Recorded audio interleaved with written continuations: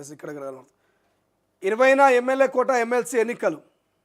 తెలంగాణలో 5, ఏపీలో 5 స్థానాలకు పోలింగు, 3న నోటిఫికేషన్, 10 నుంచి నామినేషన్లు. షెడ్యూల్ విడుదల చేసిన ఈసీ కాంగ్రెస్ 4 సీట్లు దక్కే అవకాశం ఉంట. జీవన్ రెడ్డి, జగ్గారెడ్డి, కుసుమ్, అంజన్, బండ్ల గణేష్, సంపత్, షబీర్ల పేరు ప్రచారంలో ఉన్నాయట. 2 స్థానంలో పోటీ పడాలని బీఆర్ఎస్ యోచన. 1 స్థానంలో సత్యవతి రాథోడ్కు మరోసారి అవకాశం. ఇక బీసీ అభ్యర్థినైనా నిలబెట్టే ఛాన్స్ ఉందంటూ ప్రచారం. ఎమ్మెల్యే కోట ఎమ్మెల్సీ ఎన్నికలకు కేంద్ర ఎన్నికల సంఘం షెడ్యూల్ను ప్రకటించింది.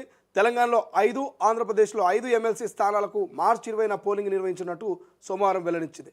తెలంగాణలో ఎమ్మెల్సీ మహమ్మద్ అలీ, సత్యవతి రాథోడ్, షేరి సుభాష్ రెడ్డి, యజ్ఞ మల్లేశం, మిర్జా రియాజులు హసన్ పదవి కాలం మార్చి 29తో ముగియనుంది. అందులో బీఆర్ఎస్ నుంచి ఒకరంటూ వార్త కనిపిస్తుంది. సో ఒక్కసారి ఈ ఎమ్మెల్యే కోట ఎమ్మెల్సీ గురించి కనుక మనకు మాట్లాడుకున్నట్టయితే, సో గతంలో బీఆర్ఎస్ అధికారంలో ఉండే, బీఆర్ఎస్కి అత్యధికమైనటువంటి సీట్లు ఉండే కాబట్టి బీఆర్ఎస్కి సంబంధించినటువంటి ఎమ్మెల్యే కోట ఎమ్మెల్సీలు ఎక్కువ మంది ఉన్నారు. సో వాళ్ళందరి పదవి కాలం మార్చి 29 ముగిస్తుంది కాబట్టి, సో మార్చి 20న ఎన్నికలు ఉన్నాయి. సో మార్చి 20న పోలింగ్ ఉంది కాబట్టి, సో రూపాయి ఖర్చు లేకుండా కేవలం పార్టీలో పతారా పెంచుకొని, పతారా ఉంటే కనుక ఈజీగా పెద్దల సభకి వెళ్ళేటువంటి ఛాన్స్ ఉంటుంది.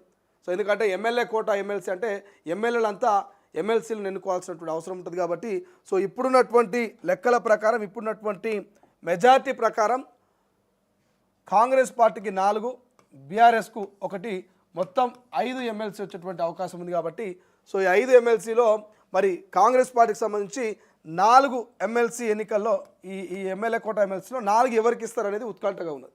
సో ఎవరికి వాళ్ళు ఇప్పటికే లాబింగ్ మొదలుపెట్టారు. కొంతమంది ఢిల్లీ పోయి, కొంతమంది గల్లీలో ఉన్నటువంటి బలమైనటువంటి నాయకులను కాకాబట్టే ప్రయత్నాలు ఉన్నారు. సో చాలామంది పేర్లు వినిపిస్తున్నాయి.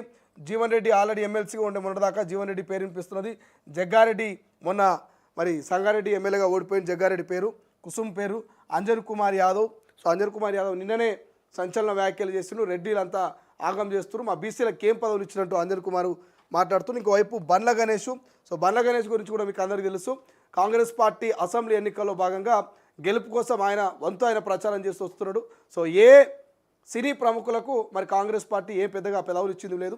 దిల్రాజుకు అదొకటి ఇచ్చింది, కానీ దిల్రాజు కాంగ్రెస్ పార్టీ కోసం ఏనాడు కష్టపడ్డ వ్యక్తి కాదు. కాంగ్రెస్ పార్టీ కండువా మోసినోడు కాదు, జెండా మోసినోడు కాదు, కండువా కప్పుకున్నాడు కాదు. కాబట్టి మరి ఆ దిల్రాజు విషయంలో నిజంగానే మరి ఇక బండ్ల గణేష్ నిజానికి చెప్పాలంటే బండ్ల గణేష్ కాంగ్రెస్ పార్టీ కోసం కొంత కష్టపడ్డాడు కాబట్టి బండ్ల గణేష్కు మరి ఎమ్మెల్సీ పదవి వరిస్తుందా లేదా చూడాలి. సో బండ్ల గణేష్ కూడా ఆశపడుతున్నాడు. మొన్న మల్కాజ్గిరి ఎంపీ టికెట్ అడిగిండు. సో ఆ తర్వాత నామినేటెడ్ పోస్టులు అనుకున్నారు. అటు ఎంపీ టికెట్ రాలేదు, నామినేటెడ్ పోస్ట్ రాలేదు.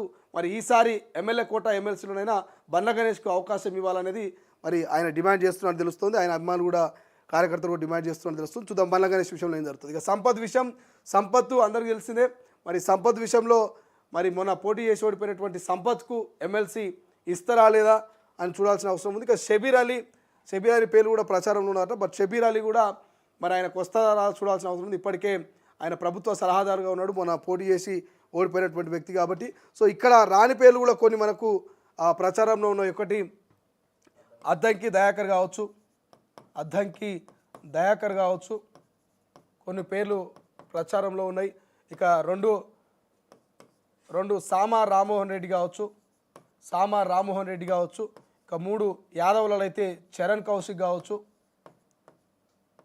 కౌశిక్ యాదవ్ కావచ్చు.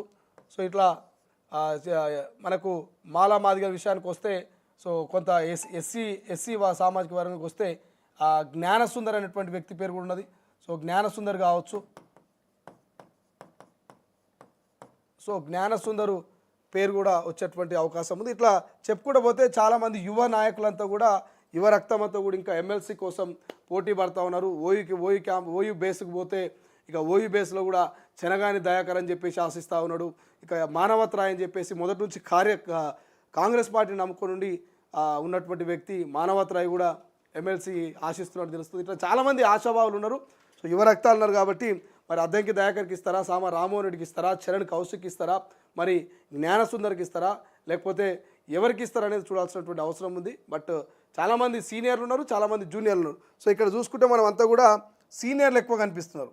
ఇక్కడ మనం చూసుకుంటే జీవన్ రెడ్డి సీనియర్, జగ్గారెడ్డి సీనియర్, కుసుము, అంజన్ కుమార్ సీనియర్, బండ్ల గణేష్ కూడా సీనియర్, కాకపోతే సినీ ప్రముఖులు కాబట్టి చాలా యాక్టివ్ ఉంటాడు, ఆయన చూడాలి. Sampath senior, Shabbir Ali senior. So ఇక్కడ అంతా కూడా సీనియర్ల పేరు కనబడుతుంది, బట్ జూనియర్ల పేరు ఎక్కడ మనకు కనిపించట్లేదు. సో జూనియర్ల విషయంలో కనుక ఒకవేళ స్టాండ్ తీసుకుంటే, సో జూనియర్లలో మనం చెప్పుకున్నటువంటి కొన్ని పేర్లు ఉండేటువంటి అవకాశం అయితే మనకు కనిపిస్తుంది.